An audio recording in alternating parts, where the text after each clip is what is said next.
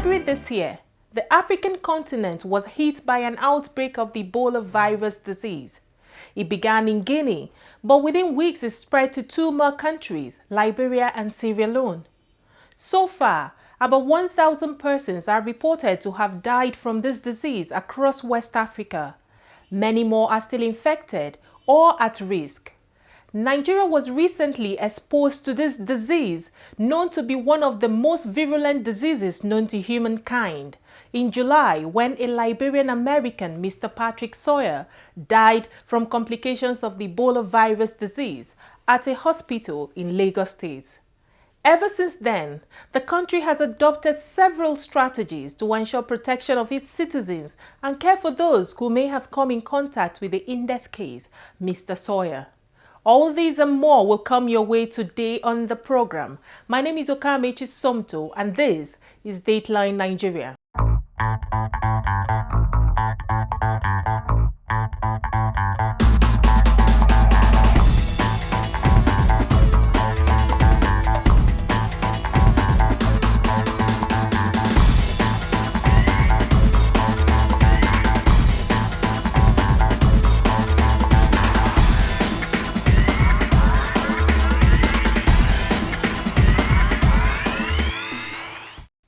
According to Nigeria's Minister of Health, Professor Onyebuchi Chukwu, a total of 10 cases have been confirmed with only 3 deaths so far, and over 150 persons currently under surveillance or isolation. All these persons are primary or secondary contacts of the index case, Mr. Patrick Sawyer. Briefing newsmen in Abuja, Professor Onyebuchi Chukwu reiterates government's commitment to ensure best practices in the treatment and management of the Ebola virus disease. In Nigeria, our National Health Research Ethics Code also permits of such that under contingency, where you have an epidemic and there have been candidate drugs or vaccines, though not yet concluded in terms of clinical trials, they could be deployed with informed consent to treat the patients. So that being so, Nigeria is actually, as at now, reaching out to various laboratories, various governments, including the US state governments, to see how some of these untried but drugs and vaccines that seem to hold out some hope could also be deployed in Nigeria. We're in touch, and it's possible that very soon we'll probably go the same way. What is important is that we've already established a mechanism to be sure that we vet all possible suggestions. The federal government has last week actually inaugurated a treatment research group on Ebola virus disease, which is co-chaired by the Chief Executive Officer of the National Institute of Pharmaceutical Research and Development, as well as the Chief Executive Officer of the Nigerian Institute of Medical Research. So we have a body that is like a sieve or a gate, if you like, that should be able to evaluate all these experimental drugs and be able to advise government on the ones they can present to the patients and working with the patients decide to deploy. While awaiting the outcome of the various research teams and possible availability of the experimental drugs for use in case management, the minister assured that all persons currently infected in Nigeria are being managed according to stipulated WHO guidelines and are responding to treatment.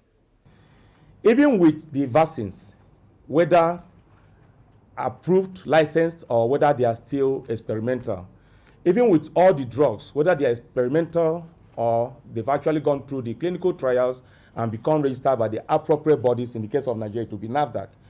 What is important is that all of them will only complement what has been the well-tried out treatment protocol in Ebola virus. The most important is early diagnosis, early isolation, nutrition, replacement of electrolytes and fluids, which our patients today in Lagos are receiving. And that's why many of them are already almost ready to go. They are getting better.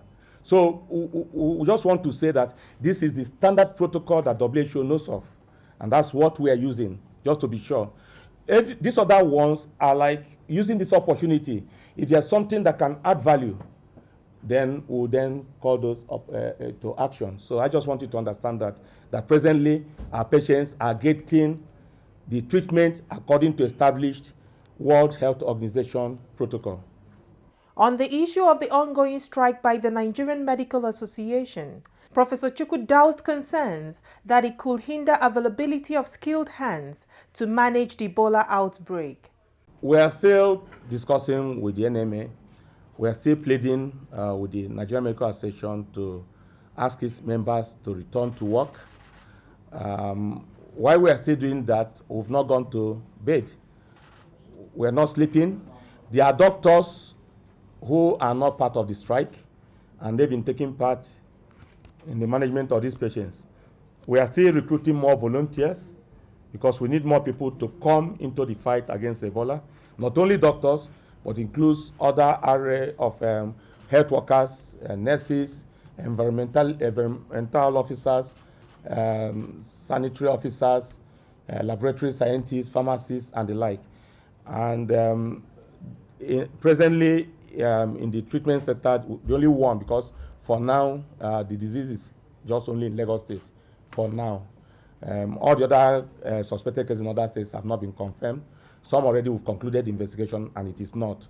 So for now, in Nigeria, the disease is still within Lagos State. And if you go to the treatment center, we have people looking after them, doctors, nurses, and others, but we're still asking others to come and assist. So it's not affecting, what the point I'm making is that as of today, for the treatment of Ebola virus disease, the NMA strike is not affecting it. But that is not to say that we don't want doctors to work. We certainly want doctors to work, particularly now that we want to be sure that in every other state, we don't have the problem. Also to come on today's package is an interview I had with the Minister of Health, Professor Onyebuchi Chukwu, soon after the first diagnosis and death was recorded in Nigeria. He spoke extensively on government strategy to combat the virus and ensure protection of its citizens.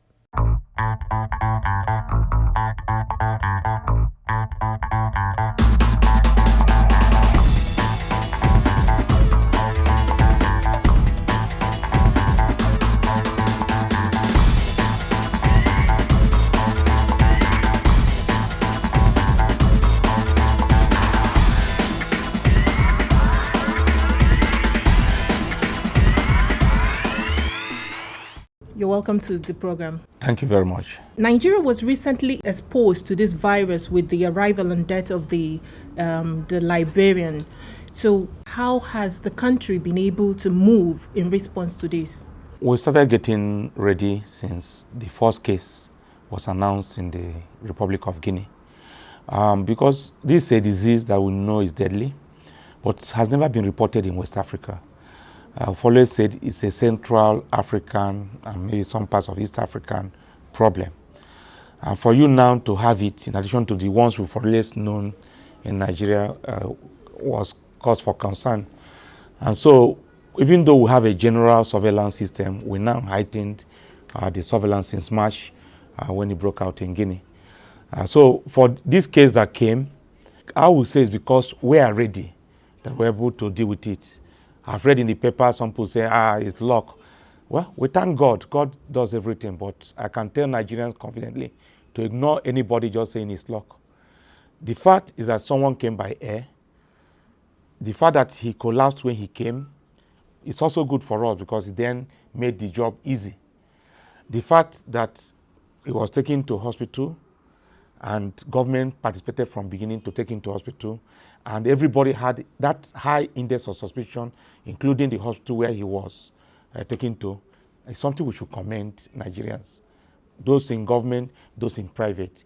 The fact that they handled him once the way it should be, once they knew that this could be Ebola, tested in Luth, and further confirmed in two other labs, I think we should commend government and everybody that participated in it. So the man unfortunately died. We have buried the man after obtaining permission from the government of Liberia, according to laid down protocol as approved by the World Health Organization. In our own case, after decontaminating the body, we went ahead and even cremated. So we used the facilities of Lagos State government to do the cremation. But we have cremated, and the family I learned now is asking for the ash. So we're working with the Liberian government, we'll provide them the ash. So for that, in this case, we are following up because we know contact is the issue. The incubation period can be as short as 2 days, but the maximum period is 3 weeks. So we are quarantining some people. Right now, some people are under quarantine, while others who, by their definition in terms of how contacts are graded, are under surveillance. I can tell you we are working actively. The hospital is also being decontaminated, the private hospital where the patient was managed. Yeah, I understand the hospital was temporarily closed down. Because we are trying to decontaminate. We just want to be sure that, because they did their work. I must commend the hospital, they did their work. And once we finish, we give them a clean bill of health. We'll tell Nigerians, people should continue. It's a very good hospital. That is why they're able to handle it this way. If it were not that hospital with international standards, they wouldn't have been able to handle it. So it gives us confidence that we'll have even hospitals in private sector that can do as well as even a teaching hospital. So we are decontaminating that hospital, and once we are through, we'll get it open, and we encourage people to continue to use their services. This is one hospital, and we're proud of what they've been able to do in this case, but there are a whole lot more hospitals in this country. The world generally fears that West African countries may lack the resources needed to tackle this kind of outbreak that we're facing in West Africa today.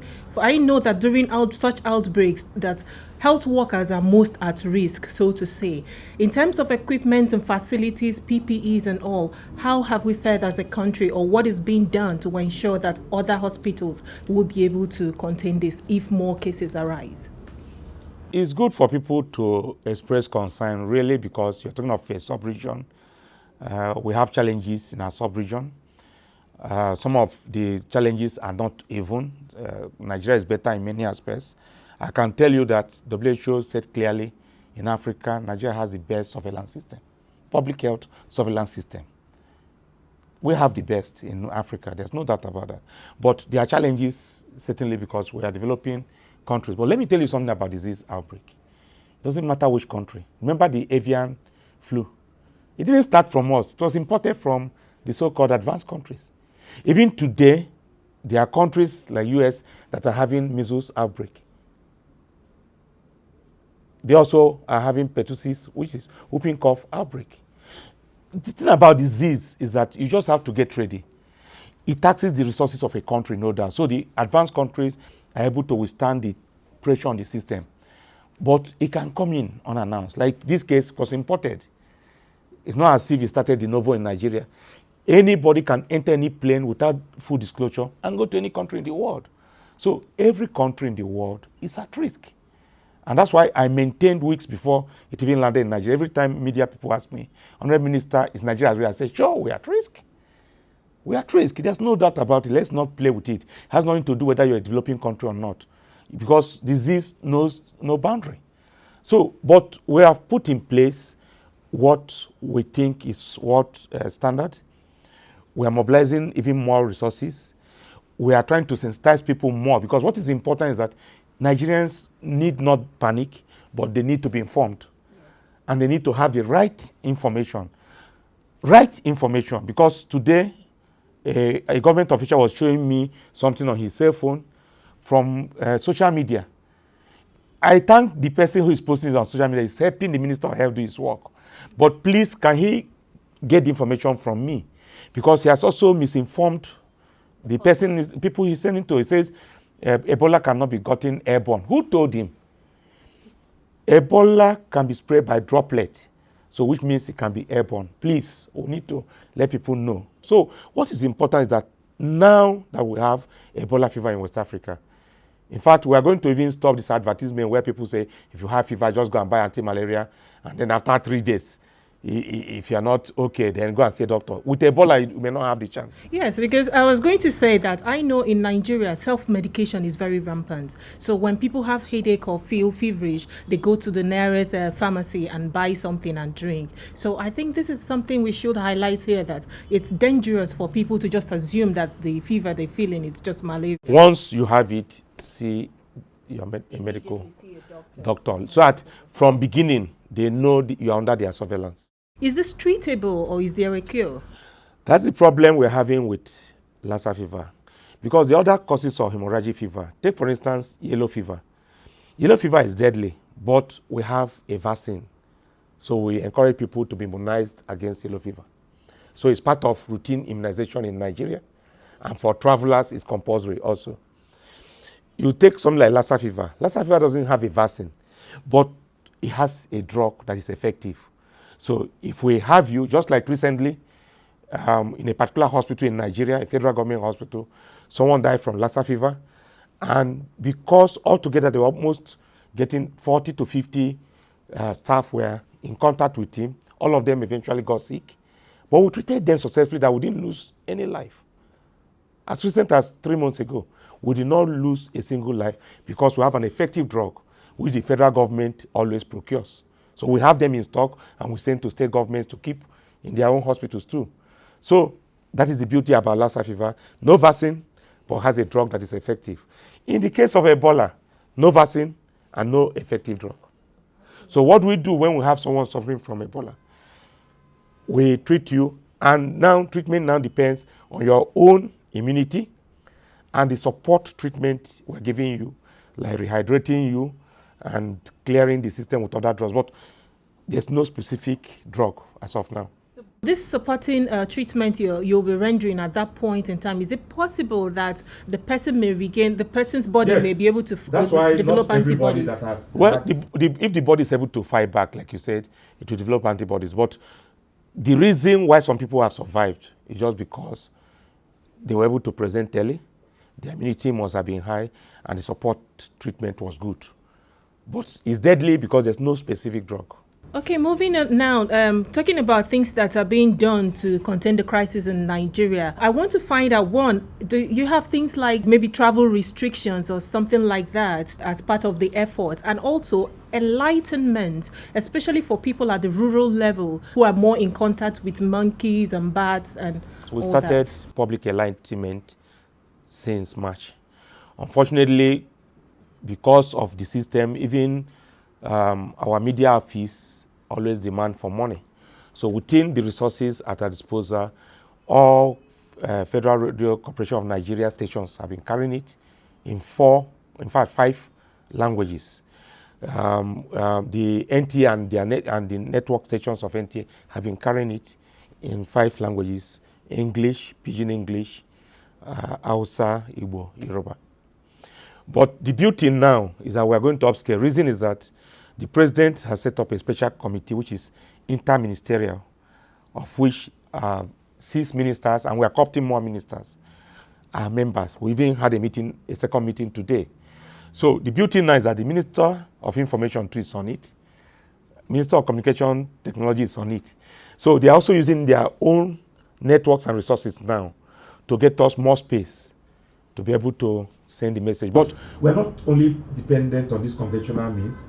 We're also thinking that the traditional but more informal means must be used. We want to use faith-based organizations such in worship houses, churches and mosques. This information should be given to the people. The Ministry of Information has promised, that they are in every state, and they do go using the usual town crier method to reach the people. They are going to do that as Ministry of Information. We're happy about that. The Ministry of Communication Technology has offered that now on mobile phones, messages will be coming out. So we are preparing their proper message for mobile phones that will be used. So many things are coming on now because now we're working in an enlarged system in terms of information. So even we're working with the Minister of Aviation, we need to hold meetings with the aviation sector. Yes, it's true that some of the airlines have started announcing that they may not be going to some countries for now. So those are part of the things, just to see whether we can contain it and deal with the matter. We're also having meetings with Ministry of Interior, because immigration is under them. We need to, even more now, we have been working together, but even more now, we have to work closely with immigration.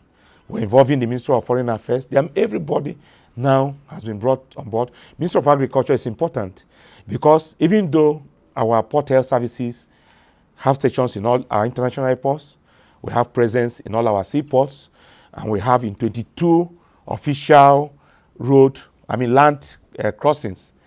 But you and I know that those who are, migrant groups like nomads often use the ones that are not official. So they just cross the border, and because they share culture with people across the border, you don't even know who is who. And they just move their livestock across the borders seamlessly, since they don't even require a visa. So that has now made us to say, look, one of the reasons why we have to work with the Ministry of Agriculture, Federal Ministry of Agriculture, is, again, they've already found a way of tracking the migrant population. We'll work with them to further develop that relationship. But even more importantly, this is a zoonotic infection. Zoonotic infection means that it's first in animals, and then they give it to human beings. And then even then, human beings will now begin to even distribute it among themselves. So it's one of the zoonotic. And you know that veterinary medicine is under agriculture. So that's another reason why we need to involve them. Even in research, veterinary scientists must be involved. Right now, for instance, WHO does not support countries closing their border, because in their thinking, which is right, if you just simply say that, okay, because you had a case in one country, they should not come into your country again. What is condemning people, a whole population, to, in fact, imprisonment, because this thing presents in very general way. Someone has fever, has headache. So what? There are many diseases with fever and headache, even ordinary flu. So it means everybody that has fever would be stopped. But what has been accepted as a protocol is that we must all be vigilant at our ports of entry. What we are working on is that there's no reason why people, when you are sick, except if you have a special letter that tells the airline and tells immigration why you are being referred abroad. That is not anything to do with Ebola. You must have such a letter. We're advising that airlines and even buses should not accept any sick person. The person should remain in his own country. Just like now that we have quarantined some people in Nigeria, because we have to watch them for a total of 3 weeks to be sure they didn't get it from the person from Liberia. Are these fellow passengers, co-passengers with the Liberian, Patrick? Some of the people that we are quarantining them, others are under surveillance, but minimum of 3 weeks, because that's the maximum incubation period. So none of these people can start traveling. We won't allow it. That would be maddening if they now tell the people looking after them they want to go to another country. They shouldn't. They have to remain in the hospital where we're quarantining them. It's a price all of us have to pay. But based on outside that, we don't have a general restriction of movement to a general population. Thank you, Honorable Minister. It's been a pleasure having you on the show. Thank you. You're welcome.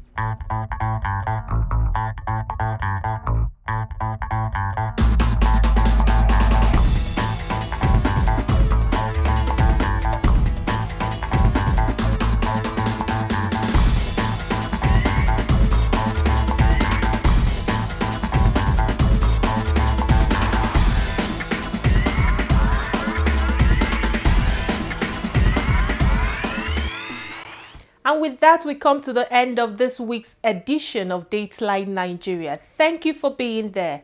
Enjoy the rest of your week.